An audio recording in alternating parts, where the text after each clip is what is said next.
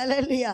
ఎందుకో తెలుసా? మానవాళి రక్షణ కొరకు ఆయన సిలువేయబడాలని, ఆయన తనంతట తానే ప్రాణం పెట్టాడన్న సంగతి వాడికి తెలియదు అపవాది. ఈరోజు మనం కూడా తెలుసుకోవాల్సినదే. మనము ఒట్టివారం కాదు. మనం ఎవరి చేతిలో ఉన్నాం? మనము యేసయ్య చేతిలో ఉన్నాం.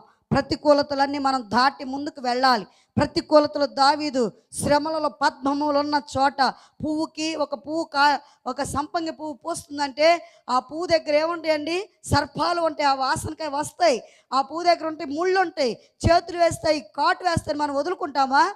జాగ్రత్తగా చూసి వాటిని ఏం చేస్తాం? మనం కోసుకోవడానికి. ఎందుకంటే అవి సువాసనవంతంగా ఉంటాయి కనుక, అవి ఆహ్లాదకరంగా ఉంటాయి కదా, అవి మనకు ఆనందాన్ని ఇస్తాయి కనుక వాటిని జాగ్రత్తగా తీసుకుంటాం మనం. ఎందుకంటే అవి మనకు అవసరం కనుక. ఈరోజు ఆత్మీయత కూడా మనకు అవసరం.